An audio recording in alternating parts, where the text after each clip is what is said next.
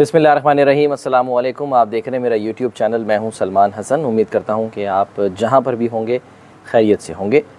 आज मुख्तलिफ़ ख़बरें जो हैं वो सामने आई। कुछ पॉजिटिव ख़बरें थीं और पॉजिटिव इन अ सेंस कि जिन चीज़ों का इंतज़ार किया जा रहा था अब बाकायदा उनका ऐलान कर दिया गया है। और कुछ जो हैं वो मनफ़ी ख़बरें जो हैं वो भी सामने आईं और ऐसी ख़बरें ज़ाहिर है जिससे मैं और आप भी जुड़े हैं। तो पहले ज़रा कुछ एक दो पॉजिटिव जो ख़बरें हैं वो आपके साथ शेयर कर लूँ। और आज वज़ीर-ए-आज़म शहबाज़ शरीफ़ साहब जो हैं उन्होंने अब बाकायदा तौर पे अपना जो ख़िताब किया है, ये उनका देखा जाए तो एक तरह से ये एक अलविदाई ख़िताब था। वजह यह है कि जी जिस ख़िताब में उन्होंने तफ़सील से पूरी अपनी डिटेल बताई है कि जी उनकी 1.25 साल की हुकूमत जो है वो कैसी रही, उसमें क्या क्या कारनामे सर अंजाम दिए, वो सब उन्होंने आज गिनवाए हैं। तो इसीलिए यही तसव्वुर किया जा रहा है कि अब इसके बाद, क्योंकि अब तकरीबन 1 महीना रह गया है और उसके बाद निगरान हुकूमत आ जाएगी और निगरान हुकूमत के ज़िम्मे काम होगा इलेक्शन कराने का। लेकिन देखना यह है कि वो जो निगरान हुकूमत है वो कितने अरसे कायम रहती है। कहीं ऐसा तो नहीं कि पंजाब की तरह वहाँ पर जो इलेक्शन रिप्ले हो और उसमें भी जो उसकी मुद्दत है उसमें तोसी हो जाए। तो बहरहाल कम अज़ कम ये बात जो है वो क्लियर हो गई है, सामने आ गई है कि जी अब जो ये मौजूदा हुकूमत है ये अपनी मुद्दत अगस्त में पूरी कर लेगी। 13 अगस्त को जो है वो मुद्दत पूरी हो जाएगी। शहबाज़ शरीफ़ का जो ख़िताब था उसमें बज़ाहिर तो ऐसे ही लग रहा था कि वो अपनी तमाम तर जो पॉजिटिव चीज़ें जो उन्होंने ज़ाहिर की हैं वो गिनवाई हैं। लेकिन जो मैंने एक चीज़ ऑब्ज़र्व की, नोट की कि उसमें ना क्योंकि हम ज़ाहिर हमारा ताल्लुक़ है न्यूज़ से और हम आए दिन जो है वो जो न्यूज़ में हेडलाइंस बनाते हैं तो बड़े ज़बरदस्त किस्म के जुमले और ख़ासकर जो कहते हैं अल्फाज से खेलना, वो काम हम सुबह शाम कर रहे होते हैं। तो अच्छा काम है, ज़ाहिर है आपने हेडलाइंस बनानी होती हैं अखबारात में, जैसे लीड्स बनती हैं, लीड बनाई जाती है। तो इसी तरह जो शहबाज़ शरीफ़ साहब का ख़िताब था बज़ाहिर वो ऐसा लग रहा था कि जैसे वो लफ़ाज़ी जो है उसमें ज़्यादा की गई है। और ये सिर्फ़ मैंने ही नहीं ऑब्ज़र्व किया बल्कि ये तहरीक इंसाफ़ के जो तर्जुमान हैं उन्होंने भी ऑब्ज़र्व किया। अच्छा, मुझे तर्जुमान का नहीं पता कौन है, जो उसमें जो लैंग्वेज यूज़ हुई है वो इमरान खान वाली ही लैंग्वेज है। तो शायद क्योंकि पाबंदी है इमरान खान साहब का नाम लेने पे, उनकी तस्वीर लगाने पे, उनकी बात करने पे, तो अब तर्जुमान करके जो है ना वो चीज़ें सामने आ रही हैं। तहरीक इंसाफ़ के तर्जुमान ने ये कहा है। तो एनीवे ज़ाहिर है वो तहरीक इंसाफ़ के चेयरमैन जो हैं वो जो कहेंगे वही तर्जुमान कहेंगे। तो उन्होंने भी ये कहा और मुझे भी लगा कि ये लफ़ाज़ी यानी कि जो होता है ना राइमिंग वर्ड्स इस्तेमाल करना, कि हमने जी वोट बैंक की फ़िक्र नहीं की, हमने स्टेट बैंक की फ़िक्र की।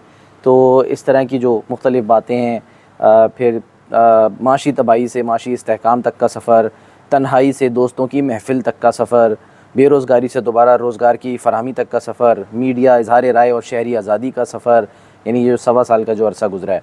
और इसके अलावा उन्होंने जो है ना वो कहा जी सियासत नहीं, हमने रियासत को बचाया। तो ये जो इन्होंने मुख्तलिफ़ बातें की ना कि 1.25 साल का अरसा जो है अंधेरों से रोशनियों तक का सफ़र था, कमाल रोशनियों तक का सफ़र था कि आज भी जो है वो मुल्क भर में और ख़ुसूसन कराची में 12-12 घंटे की जो है वो लोड शेडिंग हो रही है। तो ये बहरहाल रोशनियों तक का सफ़र था जो हमने इस 1.25 साल में तय किया है। ठीक है, तकरीर जो है वो बड़ी ज़बरदस्त जिसने भी लिखी, बड़ी शानदार लिखी और उसमें जो राइमिंग वर्ड्स इस्तेमाल किए हैं, उसमें जो जिस तरह से जो अशार का इस्तेमाल किया गया है, ठीक है, सिर्फ IMF का सहारा नहीं लेते हैं हम अशार का सहारा भी लेते हैं। तो शहबाज़ शरीफ़ साहब ने अशार का जो है ना वो भी उसमें बड़ा ज़बरदस्त सहारा लिया और वो हमेशा ही लेते हैं वो जब भी अपनी तकरीर करते हैं। चलें एनीवे, अब ये तो बहरहाल एक टाइम था, गुज़र गया। लेकिन जो अगली ख़बर है ना वो बड़ी ज़बरदस्त है। वो ज़बरदस्त इन अ सेंस ये है कि वो स्पेशली क्योंकि जो मेरे बहुत से व्यूअर्स जो हैं जो मेरे वीलॉग्स देखते हैं उनका ताल्लुक़ कराची से है और मैं हमेशा थैंकफुल रहता हूँ कि वो फ़ीडबैक से आगाह करते हैं और जो ख़बरें हैं वो भी शेयर करते रहते हैं। क्योंकि ज़ाहिर है पूरा बहुत बड़ा शहर है, उस शहर में आप हर मोहल्ले, हर गली में तो नहीं जा सकते, तो वहाँ से लोग जो हैं वो शेयर करते हैं, बताते हैं कि जी कहाँ पर जो है वो कब क्या हुआ। तो वो आपकी मालूमात में भी इजाफ़ा होता है और उससे आपको आइडिया भी हो जाता है और मैं अपनी बहुत सारे मामलात में तस्हीह भी कर लेता हूँ। तो जो मुख्तलिफ़ ख़बरें आई उसमें एक ख़बर जो आज मेरी नज़र से गुज़री है, वो बड़ी ही एक क्या कहा जाए इसको कि अफ़सोसनाक ख़बर है। दावे, बातें, बहुत कुछ, सब कुछ होता है जी कराची से मुताल्लिक़। कराची में ये बना रहे हैं, कराची में वो बना रहे हैं, इंफ्रास्ट्रक्चर पे काम हो रहा है और हेल्थ सेक्टर में काम हो रहा है और न जाने क्या क्या ज़मीन आसमान के ख़लाबे जो हैं वो मिलाए जाते हैं। और फिर ज़ाहिर जब मेयर आ जाता है कराची का तो फिर तो वो सड़कों पे निकल जाते हैं। कभी वो साइट एरिया में सड़कें बना रहे हैं, कभी वो हम देख रहे हैं कि नालों की जो है वो फौरी तौर पे सफाई करा रहे हैं बारिश से पहले। काम इसमें कोई नीयत पे शक नहीं कर सकते, लेकिन बहरहाल क्योंकि अमल जब होता है तो असल चीज़ यही होती है कि अमल से पता चलता है कि आपने जो है वो आपकी नीयत क्या थी। अब ये जो एक ताज़ा रिपोर्ट आई है ना, ये बड़ी एक तशवीश की बात है। The economist intelligence unit EIU, इसकी रिपोर्ट है और इसने जो दुनिया के मुख्तलिफ जो शहर हैं, बेशुमार शहर हैं ज़ाहिर दुनिया में, उन शहरों में से उन्होंने चुना है 173 शहरों को, जिनकी उन्होंने मुख्तलिफ जो है वो बेसिस पर उसमें उन्होंने सर्वे किया, तहकीक की, मुख्तलिफ जो हैं वो कैटेगरीज़ बना के, तो उसमें उन्होंने मुख्तलिफ शहरों को रैंक किया है। और ये होता ही है, हर साल ही होता है। कोविड के दिनों में नहीं हुआ था, उससे पहले जो है वो हुआ था। तो अब जो है वो दोबारा से ये इंडेक्स जो है वो सामने आई है। ग्लोबल लिवेबिलिटी इंडेक्स इसको जो है वो कहा जाता है। ये 2023 की है, यानी कि कौन सा शहर जो है वो रहने के काबिल है, कौन से शहर में जो एमिनिटीज़ हैं, फैसिलिटीज़ हैं वो अच्छी हैं, ज़्यादा हैं, और कौन से शहर में नहीं है। तो इसमें ज़ाहिर है पूरी 173 शहरों की जो है वो लिस्ट है। और मज़े की बात यह है कि जो इसमें वाहिद पाकिस्तान का शहर जिसको शामिल किया गया है वो है कराची। और कराची ज़ाहिर है सबसे बड़ा शहर है, यानी कि अगर हम देखें कि बिज़नेस के एतबार से, कारोबार के एतबार से, यानी जो कारोबार होता है वहाँ पे वो, प्लस ये कि जो सबसे ज़्यादा टैक्स जहाँ से, जिस शहर से इकट्ठा होता है पाकिस्तान के, वो कराची है। तो रेवेन्यू जनरेट जहाँ से सबसे ज़्यादा होता है वो कराची है। तो कराची जो है वो इस लिस्ट में शामिल है। और आपको ये जानकर पता नहीं हैरानी होगी या नहीं होगी, 173 शहरों में से कराची का जो नंबर है ना वो है 169वां, 169। टोटल 173 शहर हैं और कराची का नंबर है 169। यानी कि जो मुख्तलिफ दुनिया के शहर हैं रहने के एतबार से वो कैसे हैं, अच्छे हैं, बुरे हैं, उसमें जो वर्स्ट, सबसे जो यानी क्या कह सकते हैं कि वर्स्ट कंडीशंस, बुरी जो कंडीशंस हैं रहने के एतबार से, वो ये रिपोर्ट जो है ना इकोनॉमिस्ट इंटेलिजेंस यूनिट की, वो कहती है कि कराची है। तो दावे अपनी जगह। अच्छा, इसमें जो 169वें नंबर पे तो कराची है, तो जो बाकी जो शहर हैं उसमें लागोस है, उसमें अलजायर है, ट्रिपोली है और दमस्कस है, यानी दमिश्क। तो आई एम श्योर कि बहुत से लोग जो हैं वो तो ये जानते भी नहीं होंगे कि ये सिवाय दमिश्क के कि ये जो बाकी शहर हैं ये कहाँ पर हैं और कहाँ, किन मुल्कों में, किन बर्र-ए-आज़मों में। लेकिन बहरहाल ये कि कराची जो है वो 169वें नंबर पे है। अच्छा, इसमें उन्होंने जो ये जो इंडेक्स है, इसमें उन्होंने, क्योंकि ये कोविड के बाद जो है ना मुख्तलिफ शहरों का सर्वे करके इसको कंप्लीट किया है, जिसमें उन्होंने 5 कैटेगरीज़ हैं जिसकी बुनियाद पर उन्होंने ये इंडेक्स जो है वो तश्कील दी है। जिसमें एक तो ये कि स्टेबिलिटी है, ठीक है, एक जो कैटेगरी है वो हेल्थ केयर है, जैसे मैंने पहले बताया, फिर एक कल्चर है, और फिर एनवायरनमेंट है, माहौलियात यानी एजुकेशन है, और इंफ्रास्ट्रक्चर है। तो ये 5 कैटेगरीज़ हैं जिनकी बुनियाद पर किसी भी शहर को ये कहा जाता है कि ये रहने के काबिल है या नहीं है, अच्छा है या बुरा है। तो उस एतबार से जो है इसमें कराची का नंबर 169वां है। अच्छा, इसमें जो वो बनाई गई है, यानी कि इवैल्यूएट करने का जो तरीक़ाकार है वो ये है कि 1 से 100 तक जो है वो इसमें स्कोरिंग की जाती है। और उसमें कराची का जो ओवरऑल स्कोर आया है सामने वो आया है 42.5। ये एवरेज है इन तमाम 5 कैटेगरीज़ को मिला के। अगर हम ज़ाहिर है सेपरेटली जाएंगे तो उसमें सबसे अच्छा एजुकेशन का ही है, जिसमें 100 में से 75 नंबर एजुकेशन को मिले हैं और इंफ्रास्ट्रक्चर को 51.8 मिले हैं। तो इस तरह जो स्टेबिलिटी इंडिकेटर है उसका जो स्कोर है वो 20 है, ठीक है।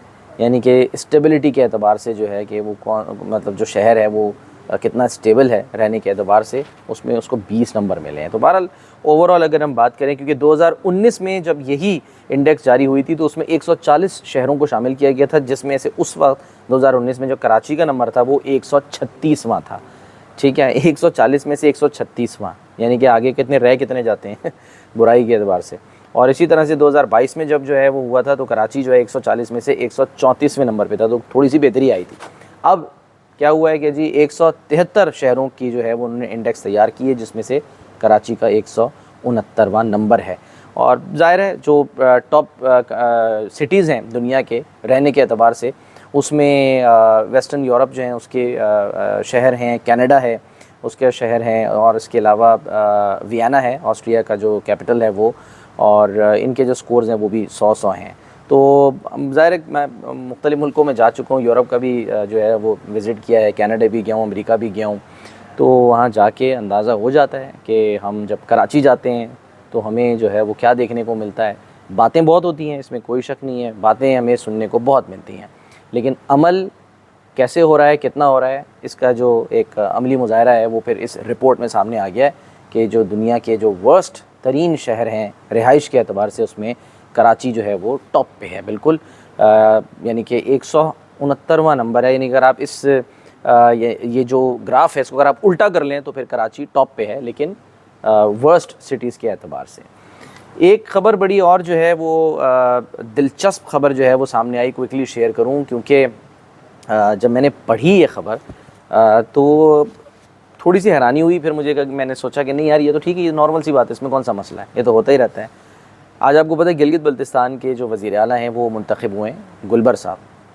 तो गुलबर खान साहब जो हैं वो मुंतखब हो गए। ये पहले पीटीआई में थे, फिर पीटीआई जो है वो इन्होंने उसको खैरबाद कहा, और फिर ये जिस तरह भी मतलब जो है वो धुला गए लॉन्ड्री में, और उसके बाद जनाब क्लियर हो गए। तो अब ख़बर ये आई कि जी गिलगित बल्तिस्तान के नौमुंतखब वज़ीर आला गुलबर खान मर्दान पुलिस को मतलूब निकले। गुलबर खान के ख़िलाफ़ 24 लाख रुपए के जाली चेक्स की FIR मर्दान के थाना पारहोती में दर्ज है, जिसकी कॉपी जो है वो अब मीडिया को मिल गई है। नौमुंतखब वज़ीर आला गिलगित बल्तिस्तान गुलबर खान के ख़िलाफ़ FIR 9 फरवरी 2015 को दर्ज हुई। सेनेटर फैसल सलीमुर रहमान है जिन्होंने गुलबर खान के खिलाफ FIR दर्ज कर रखी थी, जबकि मर्दान के जुडिशल मजिस्ट्रेट ने 23 नवंबर 2016 को गुलबर खान के वारंट गिरफ्तारी जारी कर रखे हैं। FIR के मुताबिक मुल्ज़िम गुलबर खान और साहिल फैसल सलीम खान के दरमियान रकम का तनाज़ा था, और मुल्ज़िम गुलबर खान ने साहिल फैसल सलीमुर रहमान को 12-12 लाख रुपए के 2 चेक्स दिए, लेकिन साहिल दोनों चेक्स तीसरी मरतबा भी मुताल्लिक़ा बैंक से कैश न करा सका। FIR के मुताबिक मुल्ज़िम ने साहिल के साथ फ्रॉड और धोखाधड़ी का जुर्म किया है। जुडिशल मजिस्ट्रेट की जानिब से जारी वारंट के मतन के मुताबिक मुल्ज़िम गुलबर खान को मफरूर करार देकर वारंट गिरफ्तारी जारी करते हैं। मुल्ज़िम जहां भी मिले गिरफ्तार करके अदालत में पेश किया जाए। जहां भी मिले। अब वो आपको GB असम्बली, जो कि बड़ी खूबसूरत इमारत है, क्योंकि मैंने उसका विज़िट किया है, मैंने उसके ड्रोन शॉट्स भी हैं, जब नई नई वो बनी थी बनाए थे, और शायद मैंने ही सबसे पहले बनाए थे, और मैंने उनकी इंतज़ामिया को भी दिए थे। बड़ी खूबसूरत है, इसमें कोई शक नहीं है, और बड़ा ही अंदर जो है ना वो state of the art system उन्होंने लगाया हुआ है। तो वहाँ पर जो है वो अब ये कहा जा रहा है कि जी ये जो मुल्ज़िम है ये जहाँ भी मिले इसको गिरफ़्तार करके अदालत में पेश किया जाए। तो अब ये जो मुल्ज़िम है ये आपको GB असम्बली में वज़ीर आला के तौर पे मिल जाएगा। अब आपकी हिम्मत है तो आप इन्हें गिरफ़्तार करके दिखा दीजिए। क्यों? इसलिए कि जी ये भी कहा गया कि पुलिस के मुताबिक मुल्ज़िम की गिरफ़्तारी के लिए कई छापे मारे गए, ताहम मुल्ज़िम को गिरफ़्तार ना किया जा सका। GB असम्बली में पाकिस्तान तहरीक इंसाफ के टिकट पर इलेक्शन जीतने वाले गुलबर खान ने फॉरवर्ड ब्लॉक बनाया था। ये इंपॉर्टेंट बात है, असल फॉरवर्ड ब्लॉक बनाया था, और उन्हें मुस्लिम लीग नून और पीपल्स पार्टी के उम्मीदवारों की भी हिमायत हासिल थी, जिसके बायस वो हाल ही में जाली डिग्री केस में नाअहल होने वाले खालिद खुर्शीद की जगह नए वज़ीर आला गिलगित बल्तिस्तान मुंतखब हो गए। तो ये इंतहाई एक मज़ेदार किस्म की जो है वो ख़बर सोचा आपके साथ शेयर करूं। गुलबर खान जो हैं वो अब पुलिस को मतलूब तो थे, लेकिन पुलिस उनको गिरफ़्तार न पहले कर सकी और ना शायद अब कर सकेगी, क्योंकि अब तो उनको बहुत से हलकों की हिमायत हासिल हो गई है। अब वो वज़ीर आला गिलगित बल्तिस्तान भी बन गए। तो एनीवे ये हमने देखा ही है, यही तो शिकायत है, यही तो शिकायत होती है, यही शिकायत की जाती है पाकिस्तान में बहुत से हलकों की जानिब से, बहुत सी सियासी जमातों और उनके कारकुनान की जानिब से, कि जी अगर आपके सर पर एक ख़ास किस्म का हाथ है, आशीर्वाद है, तो आपको खुली छूट है, खुली छुट्टी है, आपको आज़ादी है, आप जो चाहें कर सकते हैं, आप जहाँ चाहें जलसा कर सकते हैं, आप तकरीर कर सकते हैं। लेकिन अगर वो ख़ास हाथ आपके सर पर नहीं है तो फिर आपकी तकरीर पर, आपकी तहरीर पर, आपकी तस्वीर पर पाबंदी लग जाती है, और फिर उसके बाद जो है वो आप अल्टीमेटली ये भी देखा गया है कि गद्दार जो है आपको डिक्लेयर कर दिया जाता है। तो अब गुलबर खान जो हैं वो वापस जो है असम्बली में आ गए हैं। अब देखते हैं कि वो जो FIR है उनके ख़िलाफ़ उसका क्या होता है। तो ये बड़ी दिलचस्प जो है वो ख़बरें थी, सोचा आपके साथ जो है वो शेयर करें। आज के व्लॉग से फ़िलहाल इतना ही। आप अपना बहुत ख्याल रखिए, और जाते जाते कि ये जो आने वाले दिन हैं उसमें कुछ ख़ुद से जुड़ी ख़बरें जो हैं वो आपके साथ शेयर करूँगा, और कुछ अपडेट करूँगा, कुछ जो है वो तब्दीलियाँ रूनुमा होने वाली हैं। अगस्त के महीना जो है वो बड़ा इंपॉर्टेंट होगा। अगस्त में हम देख रहे हैं कि जो हुकूमत है वो भी तब्दील हो जाएगी, निगरान आ जाएगी, तो इसी तरह से कुछ और भी तब्दीलियाँ जो हैं वो आएंगी अगस्त या अगस्त से पहले शायद आ जाएँ आपके सामने। तो वो जब आएंगी तो फिर मैं इस चैनल पर भी आपके साथ ज़रूर शेयर करूँगा। आप अपना बहुत ख्याल रखिए, फ़ीडबैक देते रहिए। अल्लाह हाफ़िज़।